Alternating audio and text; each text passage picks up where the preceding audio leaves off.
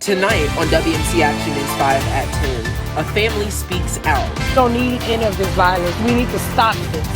This needs to stop at some point. A Mid-South family is outraged after a 7-year-old girl was shot in the leg during a drive-by shooting. Their message to the city is next, along with clues that the Memphis Police Department has on a suspect. Plus, we are uncovering new details in the termination of Tennessee's top vaccination official. We'll break down her personnel file that we've just obtained.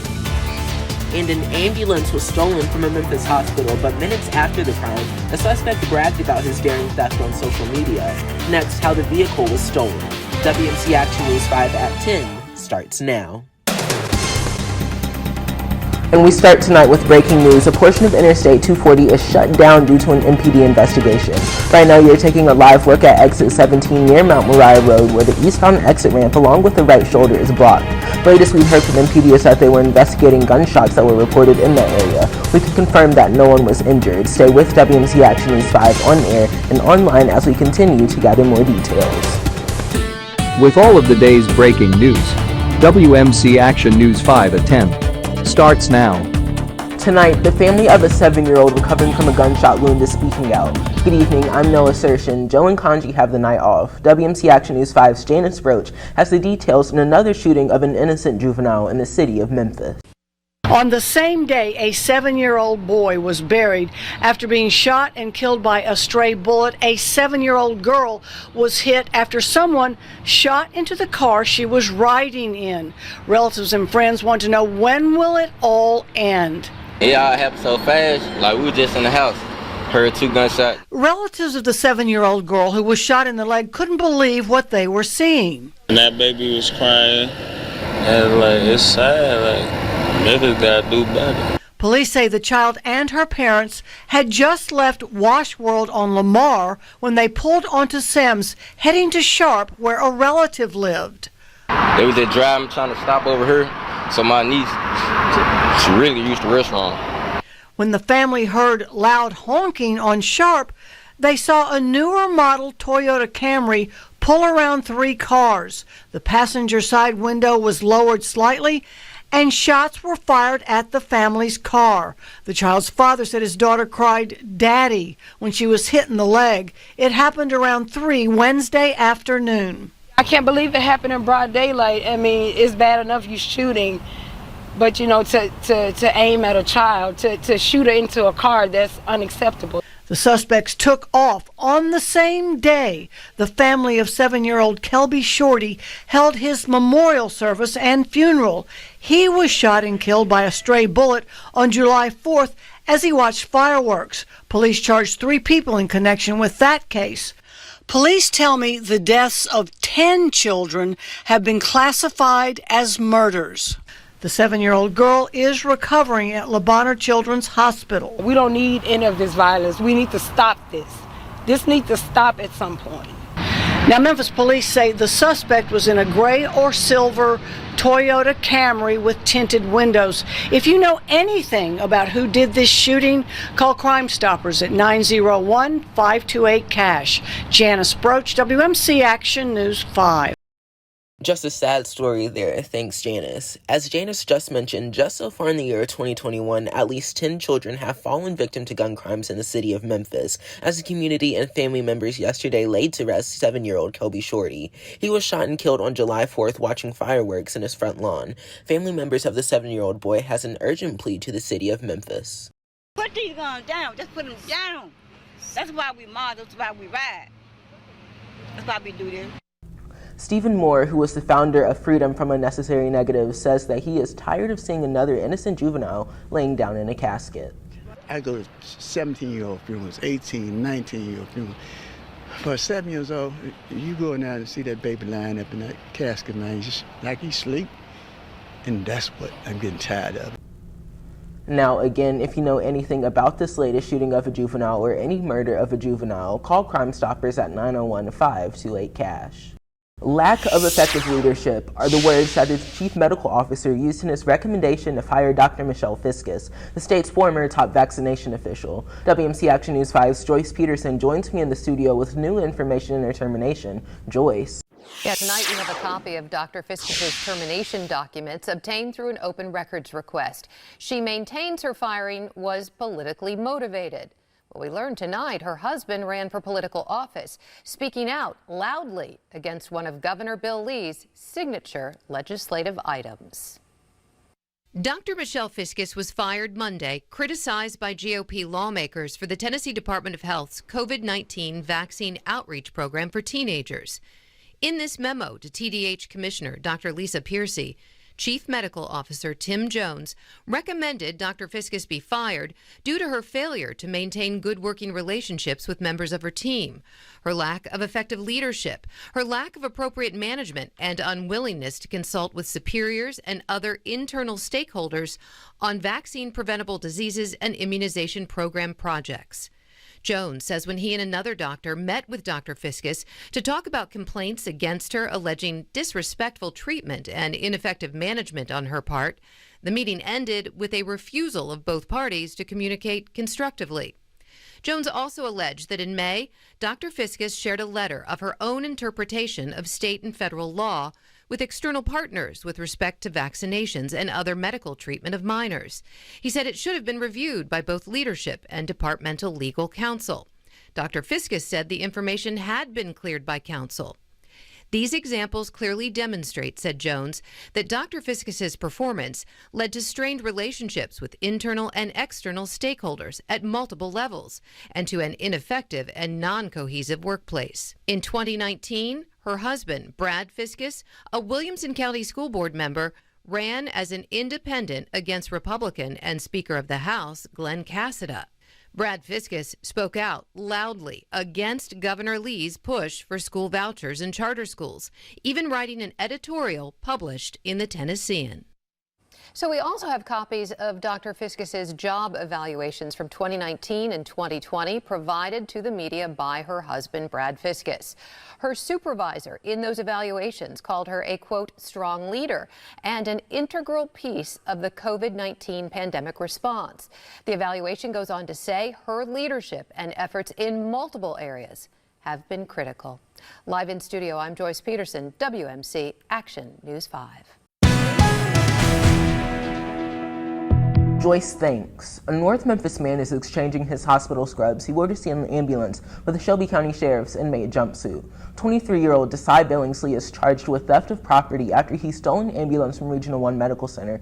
Around 9 p.m., according to a police affidavit, the ambulance was parked on the street while the engine was still running. That was when a man with blue scrubs got inside and drove away. About an hour and a half later, police found the stolen ambulance unoccupied at Breedlove Street and St. Charles Avenue.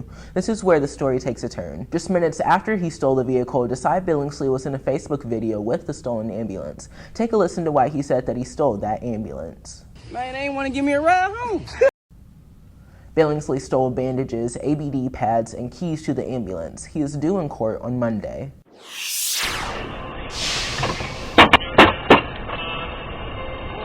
Shots fired. A tractor-trailer driver is lucky to be alive tonight after he was involved in an interstate shooting. The shooting happened on I-55 near the Old Bridge. The incident happened on July 2nd where the suspect allegedly fired shots out of a parked vehicle on the side of I-55 near the Old Bridge. Arkansas authorities released images of the man holding a gun through the window of the vehicle into a tractor-trailer. The suspect's vehicle is described as a dark-colored Chevy Malibu. Investigators say that no one was injured during the incident, but the truck was damaged. If you have any information regarding this case, call Crime Stoppers at 870-732-4444.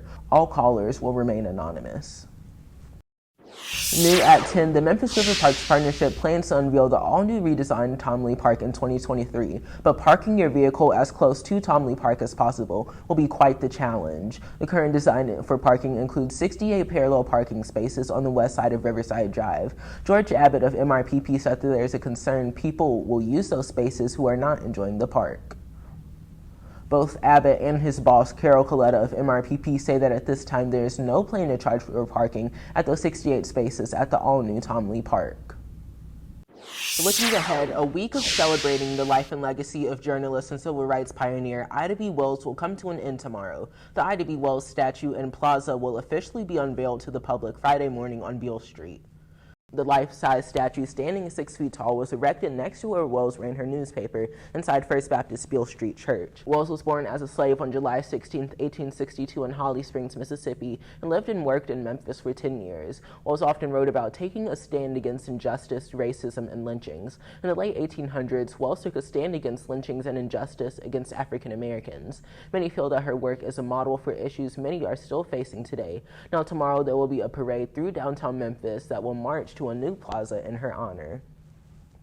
Looking for a clean slate but have a criminal record? Well, an expungement clinic will be held this weekend. The clinic will be held Saturday from 9 a.m. to 1 p.m. at Hope Church, located at 8500 Walnut Grove. People with felony charges that believe they can be wiped clean from their records if their charges are eligible to be expunged. The DA's office is expected to release the list, which will include new charges that qualify for expungement before Saturday's clinic. The additional charges will increase the number of people who leave the event with a renewed sense of freedom. This year, the $100 fee will not be included. There were no expungement clinics held last year because of the pandemic.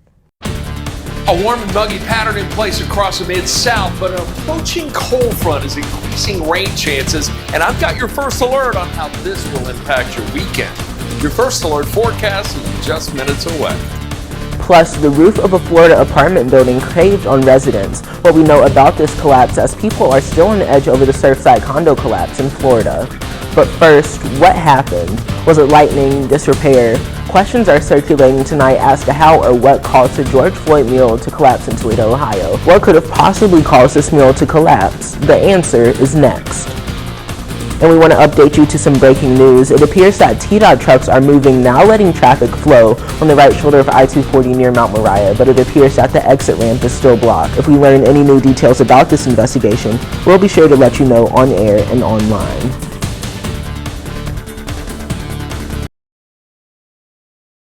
This portion of WMC Action News 5 at 10 is sponsored by Floyd Fire Extinguishing and Steam Cleaning. You're watching WMC Action News 5 at 10. Tonight, a mural of George Floyd in Toledo, Ohio is no longer standing. It collapsed yesterday afternoon, 1 year after it was painted on the side of an old bar. Josh Krupp from our sister station WTVG in Toledo, Ohio, has the reason why the building collapsed in reaction from the neighborhood. It's something that catches your eye. It's something that just reminds you of just the north end of Toledo. Tremaine Mitchell runs by this part of Summit Street at the intersection of LaGrange all the time. When he gets here, he knows he's home. But instead of this catching his eye Tuesday, it was this. The George Floyd mural, painted on the side of the old Mugshots bar, crumbled into a pile of broken bricks. Right before that storm hit, I just pulled in my driveway, and it wasn't down. I would have noticed it right away. I noticed it when they put it up. I would have noticed it when it came down. A witness told Toledo firefighters they saw a lightning strike hit the building. A city inspector says there are no concerns about the structure as a whole. The building part is fine, but it's the outer layer of brick that now has to come down. It was beautiful, actually, when it was up. I hope they redo it. Right now, it sounds like that's the plan. A City of Toledo spokesperson says they're going to work with the Arts Commission to build a new mural there or find it a new home. The artist, David Ross, finished it in July 2020. Since then, it's been a site where people have gathered for memorials to remember George Floyd. Now those moments here will have to also include the memories of the mural. It's going to be a tough one to kind of walk by now and not see the mural that reminds us where we are and just how far we came as a country. That was Josh Krupp reporting. In a statement from the City of Toledo, they say that they are heartbroken over this. Crews are responding after a part of the roof of an apartment building in northwest Miami-Dade, Florida collapsed today. It's unclear how this happened. Some of these apartment balconies were damaged when the overhang fell. Firefighters were on the roof with ladders and engaged on the front and back of the building. There are no reports of injuries so far, and this comes just weeks after a condo building in Surfside, Florida collapsed. The death toll in that incident has reached 97 deaths and is expected to climb. The man responsible of shooting deaths of 5 people at a Maryland newspaper office 3 years ago is headed to prison. Today, a jury found 41-year-old Jared Ramos understood the criminality of his actions when he gunned down 5 people at the Capitol Gazette newsroom. Ramos pleaded guilty to all charges but not criminally responsible. His attorneys argued that he suffered from mental illness. Prosecutors say that he was holding a grudge against the paper over articles written about him and harassment charges from 2011. He faces multiple sentences, including 5 counts of life without parole. Helicopter crews airlifted people from rooftops after heavy rain left roads in Altenhar, Germany flooded. German Chancellor Angela Merkel said that she is grieving for those who have died in Europe.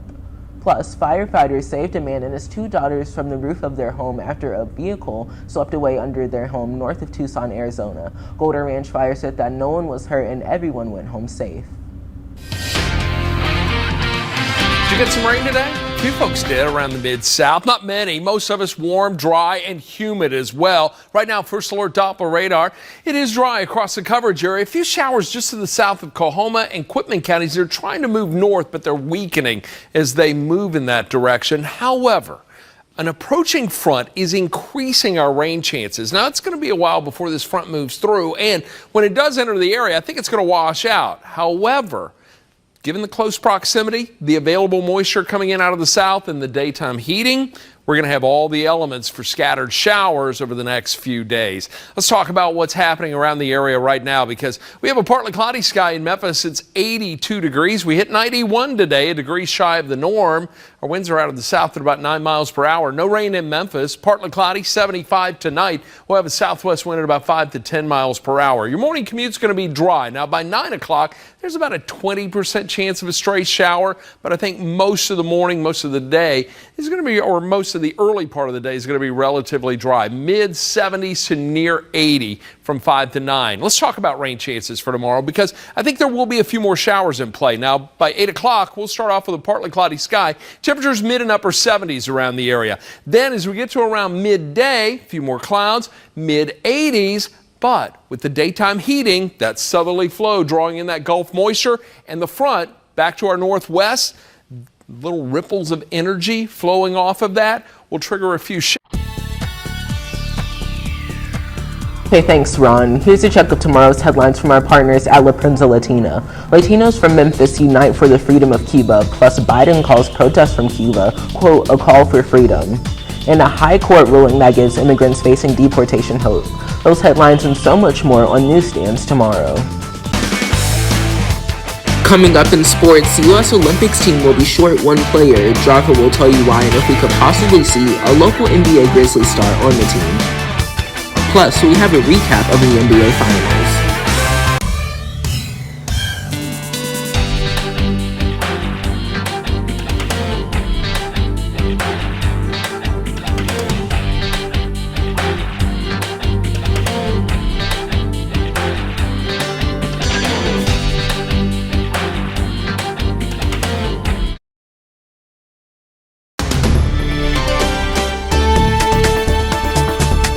In consumer news, Johnson & Johnson said that it's recalling 5 of its sunscreen products after some samples were found to contain low levels of benzene, a chemical that can cause cancer with repeated exposure. The affected products packaged in aerosol cans are Aveeno Protect Plus Refresh, all 4 Neutrogena sunscreen versions, including Beach Defense, Cool Dry Sport, Invisible Daily Defense, and Ultra Sheer sunscreen. These recalls are in all sizes and affect all levels of SPF. The products were distributed nationwide through retailers. Benzene can cause cancer with repeated exposure at high enough levels. The chemical's effects vary whether a person accidentally inhales or ingests it or gets it in skin or clothing. Symptoms range from dizziness and irregular heartbeat to convulsions and at very high levels, death.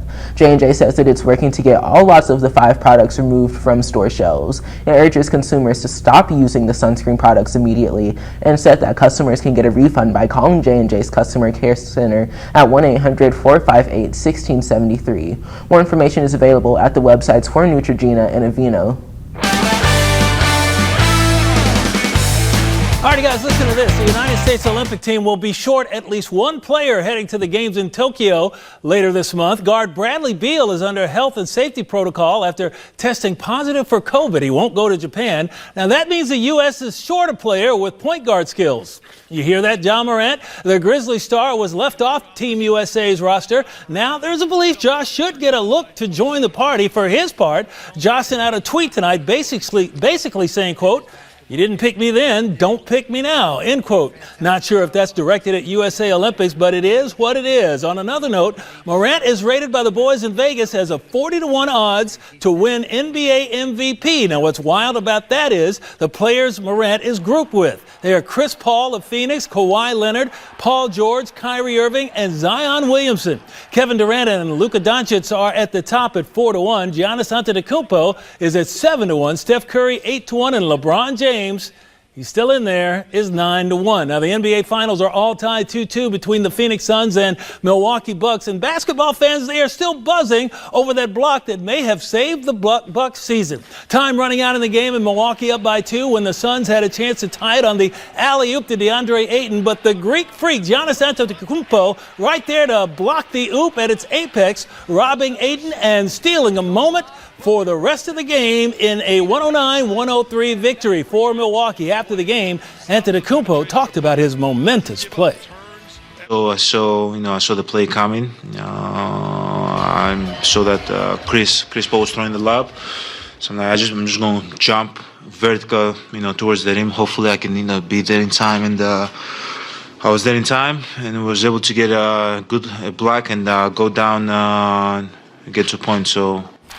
Yeah, that was a good block. Even Dr. Phil was impressed. The NBA Finals now tied at 2 games apiece. Game 5 Saturday at Phoenix. In college hoops, Moussa Cisse says he'll play for Oklahoma State next season. The former Memphis Tiger taking advantage of the one-time transfer rule due to COVID-19 after also flirting with the NBA draft. Now, when it became obvious the association was not in his immediate future, Cisse, who starred at Lausanne Collegiate School, stayed in the transfer portal, picking the Cowboys over Florida State, Georgia, and Kentucky. At 6'10", Cisse earned American Athletic Conference Freshman of the Year honors after reclassifying to leave high school a year early. And that is it for sports. We'll be right back.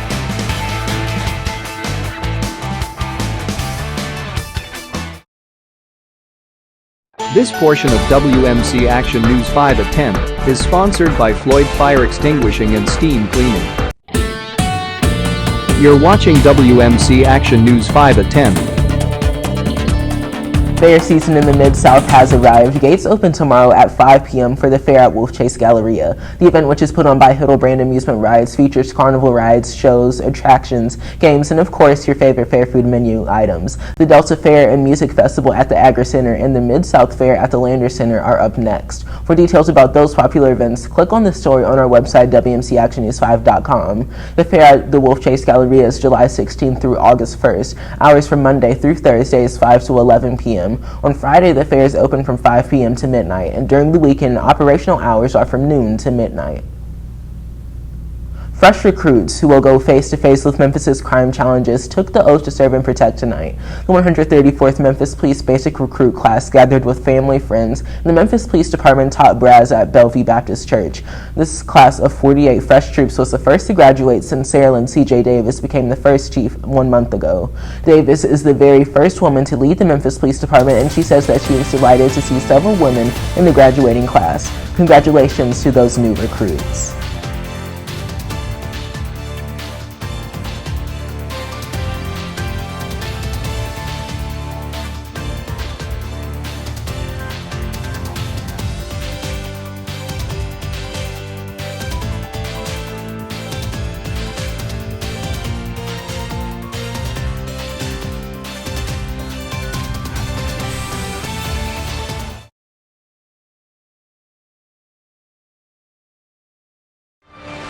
and it looks like those rain chances are going to continue into the weekend as well. As a matter of fact, scattered showers and a few thunderstorms Saturday. I don't look for severe weather, but some thunder, some lightning may accompany this. A high of 85. 60% chance of rain continues Sunday with a high of 86. Monday, some isolated to widely scattered showers as well. 85 the high. And then for Tuesday, Wednesday, and Thursday, our rain chances are minimal. Temperatures in the mid and upper 80s, still below average. And it looks like we'll see overnight lows in the lower 70s. So glad we're not into the thick of those hot July summers. Well, thank you all for joining us for WMC Action News 5 at 10. Our nightside and morning crew is working right now to give you all of the latest news, weather, and traffic headlines tomorrow morning on WMC Action News 5 from 4 to 7 a.m. From all of us on the camera and behind the scenes, have a great night and be well. We'll see you tomorrow. Good night, everyone.